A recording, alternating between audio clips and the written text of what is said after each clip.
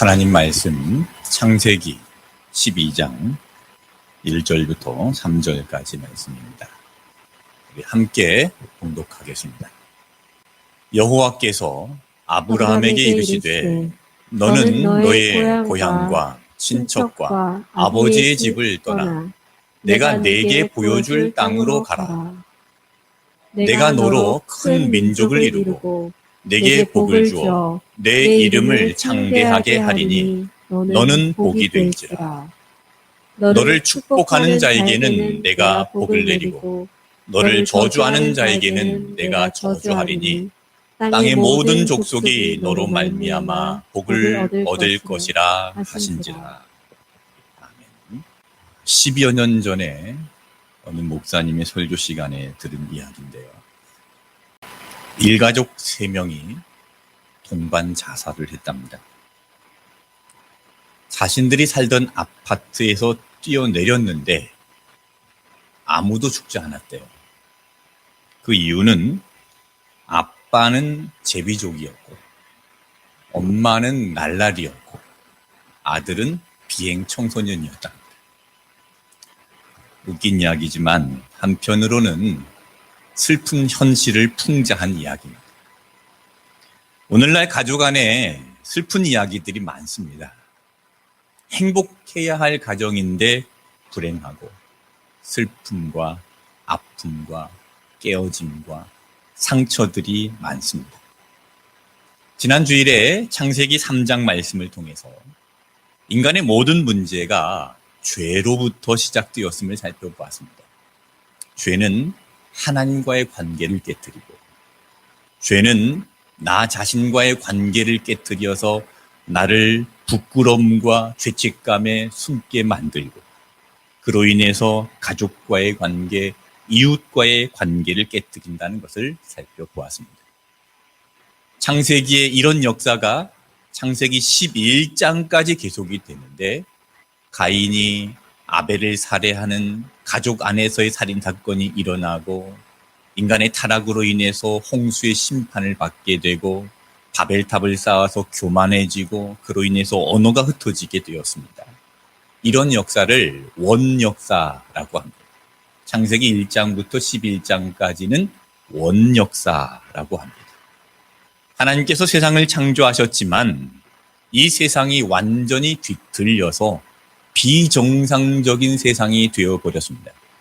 그 원인은 죄로부터 시작됩니다.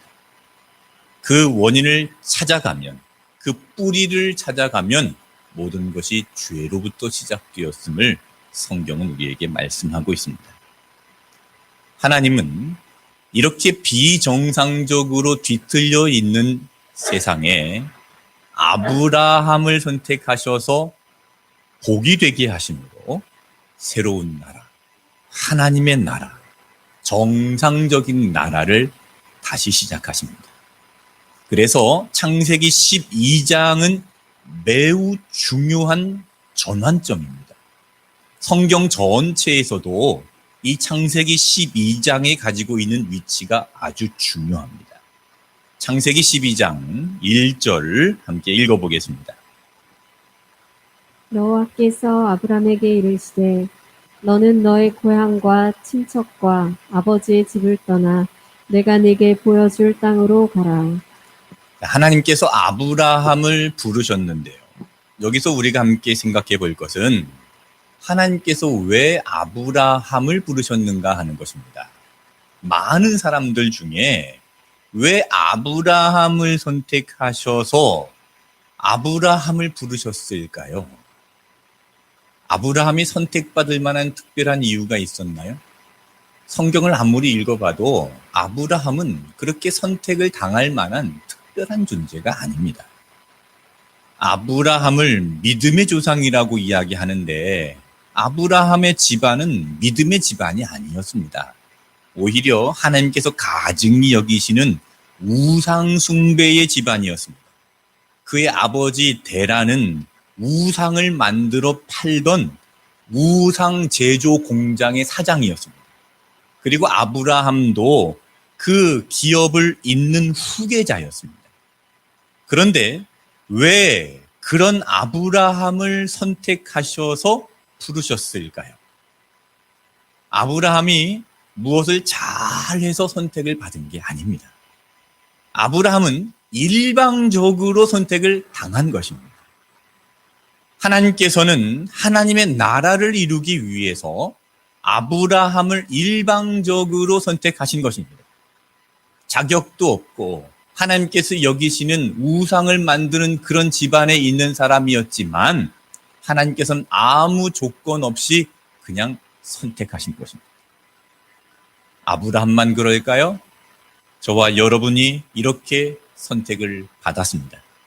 아무 자격이 없고 부족하고 죄인인 나를 마귀가 왕노릇하고 있는 이 세상에서 불러내어서 하나님의 자녀 삼아 주신 줄로 믿습니다. 여러분, 지금 저와 여러분이 이 자리에 있는 것은 내가 선택해서 이 자리에 나온 것이 아니라 하나님께서 선택하셔서 우리가 이 자리에 나와 하나님을 예배하는 하나님의 자녀가 된 줄로 믿습니다. 교회를 헬라어로 에클레시아라고 합니다. 그 뜻은 밖으로 불러 모으다라는 뜻인데 세상 밖으로 불러 모은 공동체, 그것이 에클레시아 교회입니다. 아브라함을 우상의 집안에서 불러내신 것처럼 저와 여러분을 세상에서 불러내서 하나님의 자녀 삼아 주셨습니다. 우리가 에클레시아 교회가 된 것입니다. 아브라함을 불러내셔서 하나님의 나라를 이루신 것처럼 저와 여러분을 불러내어서 하나님은 하나님의 나라를 이루십니다.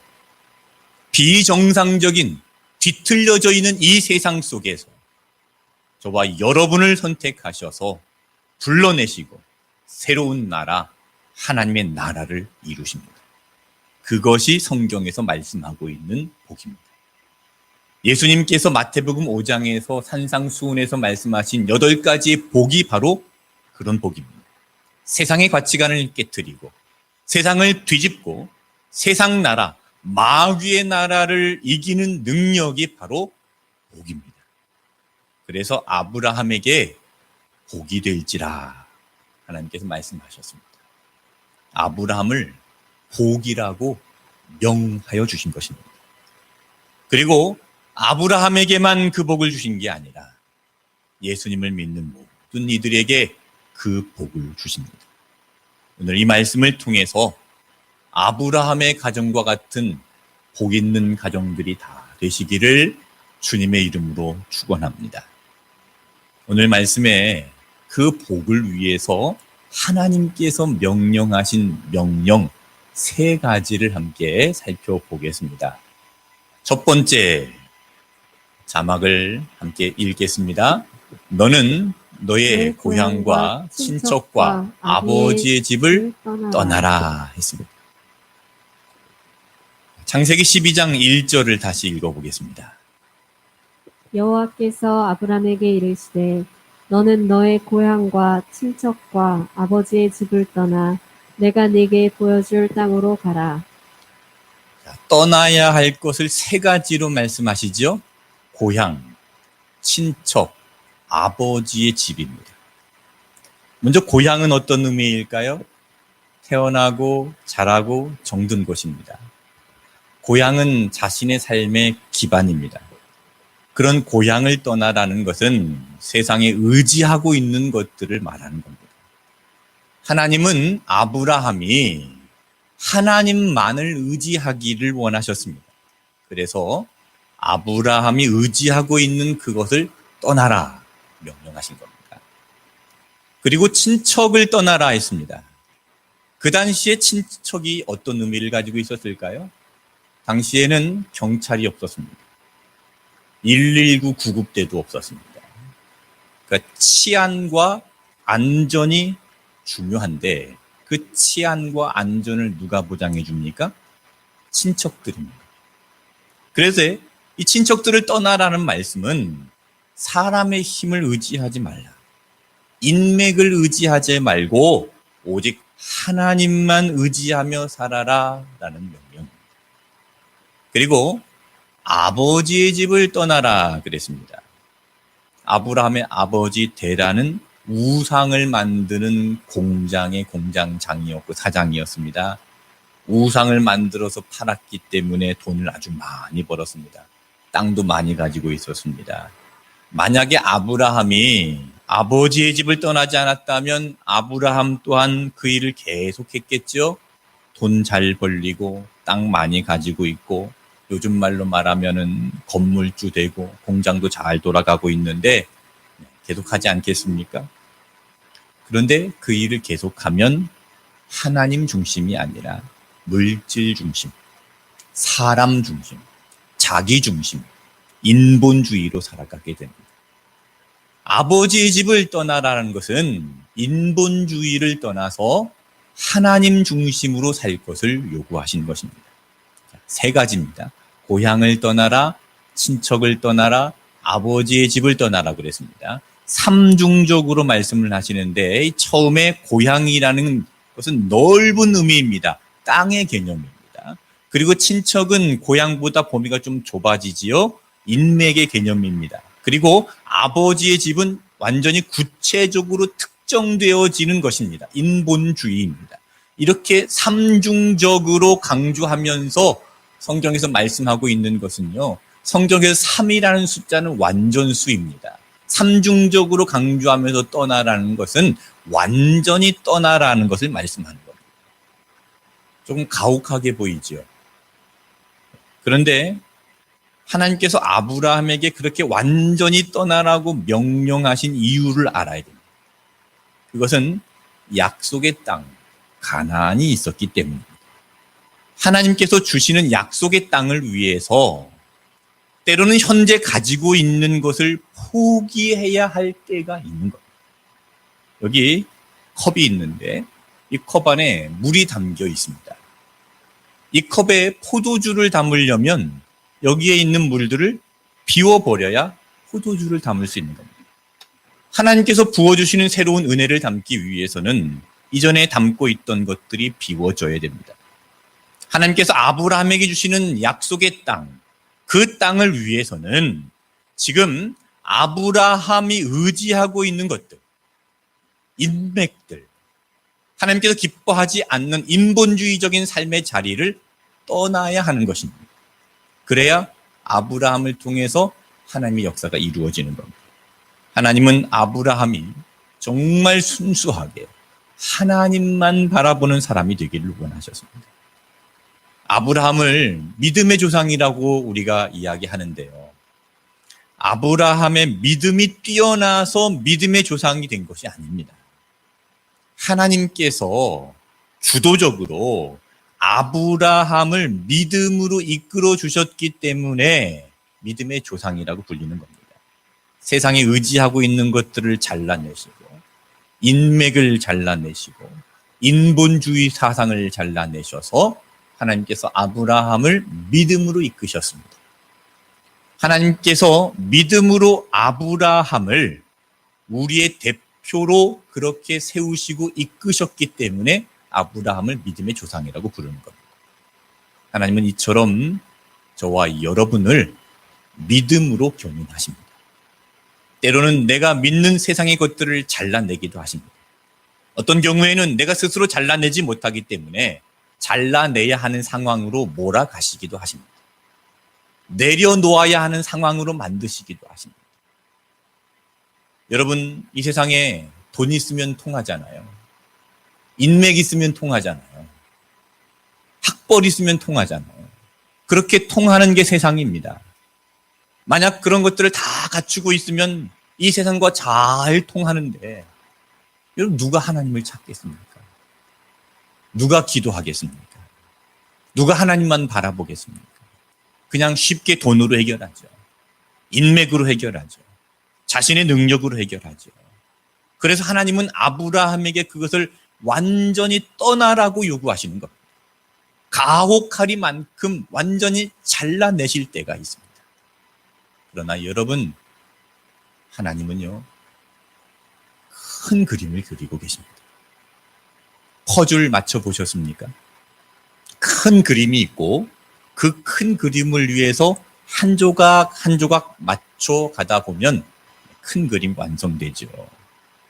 하나님은 큰 그림을 그리고 계십니다. 하나님의 나라라는 큰 그림을 그리고 계십니다. 그 큰 그림을 두고 우리를 하나하나 맞춰 가시는 겁니다. 그 그림에 맞게 잘라내기도 하시고 그 그림에 맞지 않으면 그 그림에 맞는 사람으로 우리를 만들어 가십니다. 그래서 우리를 거기에다 맞춰서 하나님의 큰 그림을 완성시키십니다. 하나님의 큰 그림, 빅피처를 바라보시고 순종함으로 하나님 믿고 나아가시는 온 우리의 성도들이 되시기를 축복합니다. 두 번째로 내가 내게 보여줄 땅으로 가라 그랬습니다. 보여준 땅이 아니라 보여줄 땅이라고 했습니다. 미래형으로 사용하고 있죠. 무슨 뜻입니까? 지금 갈 때는 어디로 가는지 알지 못합니다. 가면서 보여주겠다는 말씀입니다. 히브리서 11장 8절에서는 이렇게 기록했습니다. 믿음으로 아브라함은 부르심을 받았을 때 순종하여 장래의 유업으로 받을 땅에 나아갈새 갈 바를 알지 못하고 나아갔으며 아브라함이 가는데 갈 바를 알지 못하고 나아갔습니다.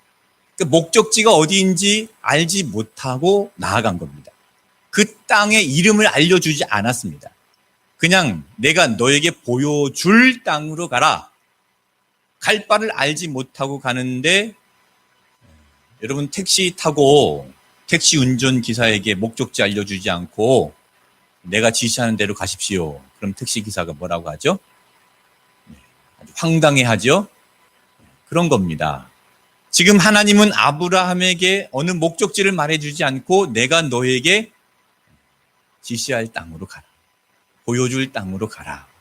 그래서 아브라함은 출발할 때 갈 바를 알지 못하고 그 목적지를 알지 못하고 떠납니다. 여기서 가라라는 단어가 히브리어로 레이크라는 단어인데 뜻은 걷다라는 뜻입니다. 이 말씀은 그냥 혼자 가라는 말이 아니고 나와 함께 걷자 그런 의미입니다.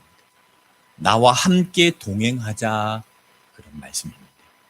예수님께서도 지상 최후의 명령에서 가라 말씀하셨죠. 마태복음 28장 19절에서 그러므로 너희는 가라. 20절에서 내가 세상 끝날까지 너희와 항상 함께 있으리라 하셨습니다. 그냥 가라 하고 끝내신 것이 아니라 함께 있으리라. 함께 가겠다라고 말씀하신 것입니다. 아브라함에게 고향과 친척과 아버지의 집을 떠나서 세상을 떠나서 세상과 동행하지 말고 나와 함께 동행하자라고 말씀하신 것입니다. 하나님은 우리가 세상에서 떠나 하나님과 동행하기를 원하십니다. 하나님과 동행하면서 함께 걸어가기를 원하십니다. 지금은 목적지가 눈에 보이지 않지만 함께 걸어가면서 그 목적지를 보여주시겠다고 말씀하신 것입니다. 자, 아브라함이 이렇게 명령을 받았을 때 그의 아내 사레는 어떤 반응을 보였을까요? 성경에는 자세히 기록이 남아있지 않지만 여러분 남편이 아브라함처럼 그렇게 떠난다면 어떻게 반응하시겠습니까? 지금 아브라함의 집안은 우상을 만드는 공장을 운영하면서 돈을 아주 많이 벌었습니다. 땅도 많이 가지고 있고 친척들도 많이 있습니다. 안전도 보장되어 있습니다. 그런데 그곳에 있으면 아무 걱정이 없지만 그곳을 떠나야 합니다. 어느 날 아브라함이 사라에게 이렇게 말합니다. 여보, 하나님께서 나보고 이곳을 떠나라고 하신다. 고향을 떠나래. 친척을 떠나래. 아버지의 집을 떠나래. 사라가 물어봤겠죠? 그래, 하나님께서 어디로 가시라고 하던가요? 글쎄, 잘 모르겠어. 그냥 일단 출발하래. 이게 사라가 얼마나 고민이 됐겠습니까? 그리고 그렇게 데려갔으면 아브라함이 사라한테 잘해줘야죠. 행복하게 해줘야 되잖아요. 그런데 아브라함이 사라를 어떻게 했습니까? 여러분 나중에 창세기 12장 말씀 그리고 창세기 20장 말씀을 읽어보십시오. 얼마 되지 않아서 아내를 팔아먹었습니다. 자기가 죽을 것 같으니까 자기 살려고 사라를 다른 남자에게 팔아먹습니다. 사라가 얼마나 한심스러웠을까요? 이것을 남편이라고 믿고 따라왔나? 아마 땅을 치면서 후회했을지도 모르겠습니다. 그냥 고향에 있지 뭐 한다고 떠나가지고 이렇게 고생하나. 지금 이 바로 앞에서 사라가 그리고 아브라함이 위기를 겪고 있을 그때에 하나님께서 나서십니다. 창세기 12장 17절 말씀을 읽어봅니다.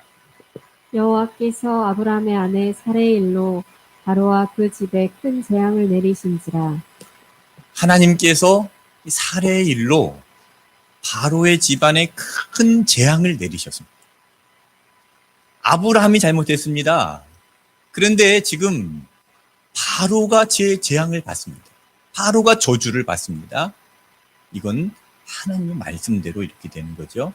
창세기 12장 3절에 보니까 너를 축복하는 자에게는 내가 복을 내리고 너를 저주하는 자에게는 내가 저주하리라 그랬습니다. 하나님께서 이 말씀대로 바로의 집안에 재앙을 내리신 겁니다. 저주를 내리시는 거죠. 자, 사라가 그것을 보았습니다. 사라가 무슨 생각을 했을까요?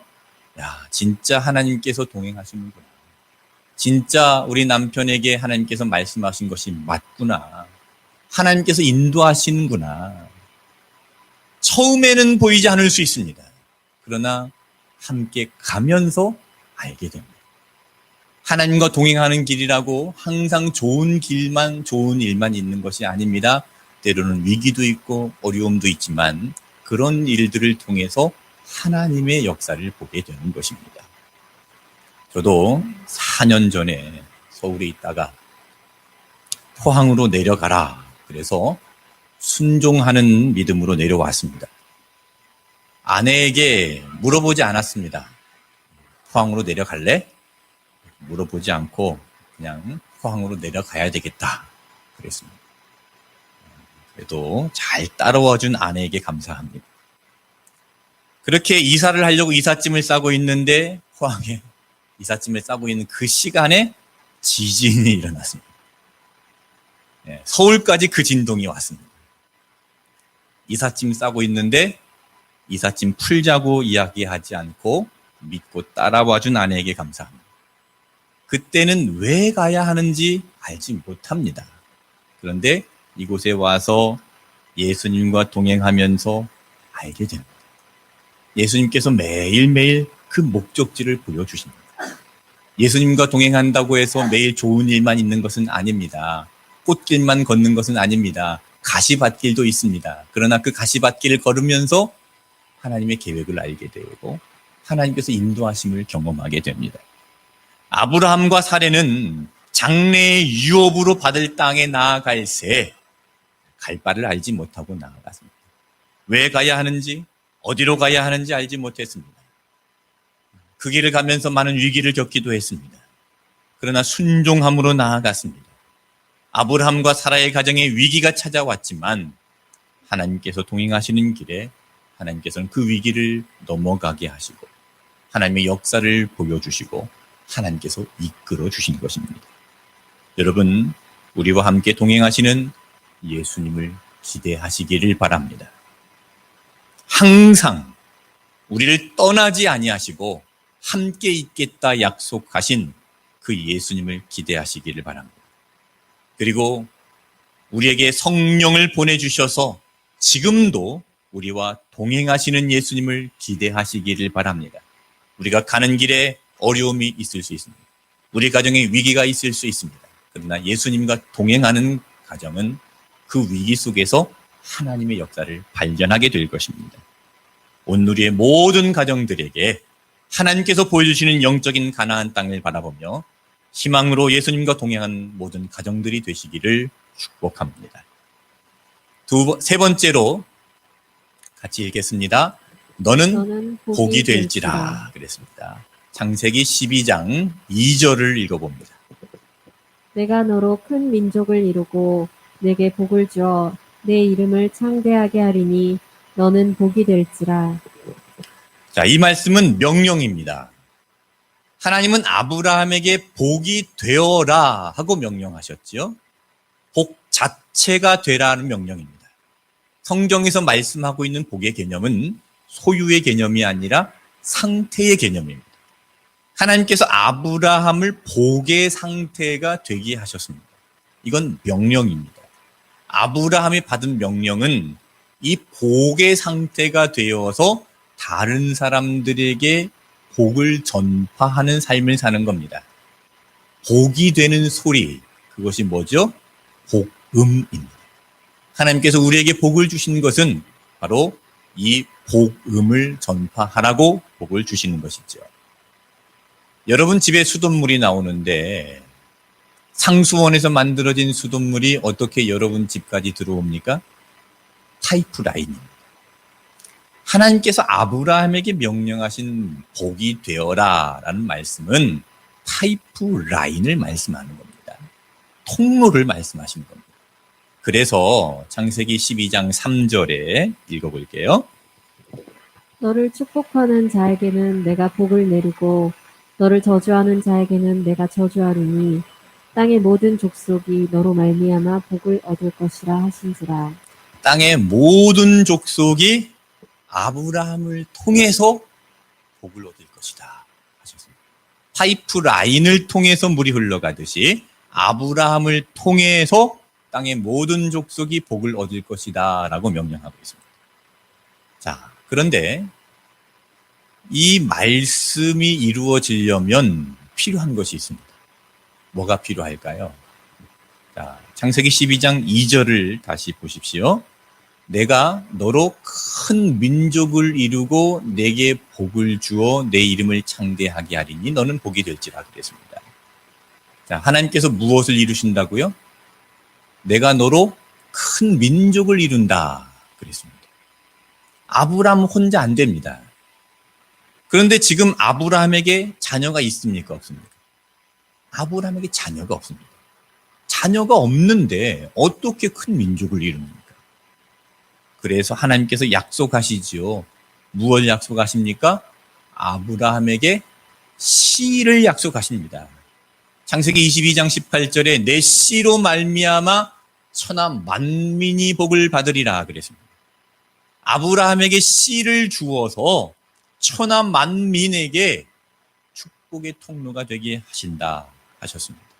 씨가 없이는 축복의 통로가 될 수 없습니다. 씨가 없이는 하나님께서 말씀하신 창세기 12장의 말씀들이 성취되지 않습니다. 아브라함에게 주신 그 씨가 누굽니까? 이삭이죠. 이삭이 야곱을 낳고 야곱은 12아들을 낳고 12아들은 이스라엘의 12지파가 되었고 큰 민족을 이루게 되었습니다. 지금 창세기 12장에 나와 있는 이 모든 것들이 이루어지려면 씨가 중요합니다. 씨가 없이는 불가능합니다. 아브라함 혼자 할 수 없고 사라와 함께 이삭과 함께 그 가정을 통해서 이루어집니다. 그러면 아브라함에게 이삭이라는 씨를 주셨는데 저와 여러분에게는 어떤 씨를 주셨을까요? 우리에게 주신 그 씨앗이 무엇입니까? 바로 아브라함의 씨로 이 땅에 오신 예수 그리스도입니다. 예수 그리스도를 통해서 우리가 하나님의 나라를 이루는 겁니다. 아브라함을 불러서 하나님의 나라를 세우시는데 씨를 약속해 주셔서 그 나라를 주시죠. 나라를 이루시죠. 저와 여러분을 세상으로부터 불러내어서 에클레시아, 교회가 되게 하셔서 하나님의 나라를 이루시는데 예수 그리스도를 통해서 하나님의 나라를 이루십니다. 예수 그리스도를 통해서 아브라함의 복이 저와 여러분에게 미치게 된 것입니다. 갈라디아서 3장 14절에 그 말씀을 하십니다. 이는 그리스도 예수 안에서 아브라함의 복이 이방인에게 미치게 하고 또 우리로 하여금 믿음으로 말미암아 성령의 약속을 받게 하려 함이라. 아브라함의 씨로 이 땅에 오신 예수님, 그 예수님 안에서 아브라함의 복이 누구에게요? 이방인이었던 저와 여러분에게 미치게 된 것입니다. 아브라함을 복이 되게 하신 것처럼 예수님 안에서 저와 여러분을 복이 되게 하셨습니다. 씨에는 무한한 가능성이 있죠. 사과 속에 들어있는 씨의 숫자는 셀 수 있지만 씨 속에 들어있는 사과의 숫자는 셀 수 없다고 합니다. 씨는 희망입니다. 무한한 가능성입니다. 예수 그리스도 안에서 우리는 무한한 가능성을 발견하게 됩니다. 창세기 12장에 나와 있는 이 아브라함을 선택해서 부르시는 이 장면, 창세기 11장에 아담의 씨로 원죄를 가진 인간의 역사가 어떻게 마무리됩니까? 창세기 11장 30절에 보니까 사레는 임신하지 못함으로 자식이 없었더라. 불임이죠. 불임으로 끝납니다. 불가능으로 끝납니다. 죄인들의 역사는 영적인 불임의 상태로 끝나지만 하나님께서 창세기 12장에 하나님의 복을 주시고 하나님의 씨를 약속하심으로 그 불가능을 가능성으로 바꾸어 주신 것입니다. 죄인을 그대로 끝나게 내버려 두지 않으시고 생명의 씨, 축복의 씨, 거룩한 씨를 주셔서 가능하게 하셨습니다. 저와 여러분에게 어떤 희망이 있을까요? 바로 이 땅에 오신 아브라함의 씨로 오신 예수 그리스도가 희망입니다. 우리 가정에 누가 희망이십니까? 예수 그리스도가 희망이십니다. 예수 그리스도가 나의 온전한 주인 되시고 예수 그리스도가 우리 가정의 왕이 되시고 예수 그리스도가 다스려 주실 때에 불가능의 역사가 끝나고 불임의 역사가 끝나고 희망의 역사, 복이 되는 역사가 시작될 줄로 믿습니다. 그 희망을 바라보며 이 땅에 오신 희망의 씨앗 예수 그리스도를 바라보며 하나님께서 주시는 은혜가 넘쳐나는 온누리의 모든 가정들이 되시기를 축복합니다. 전능하신 하나님 아버지, 아브라함의 복이 예수 그리스도 안에서 우리 가정의 복이 되기 원합니다. 축복의 통로가 되기를 원합니다. 세상에 하나님의 복을 흘려 보내는 복이 되어 그 사명을 감당케 하여 주시옵소서. 예수님의 이름으로 기도하옵나이다. 아멘.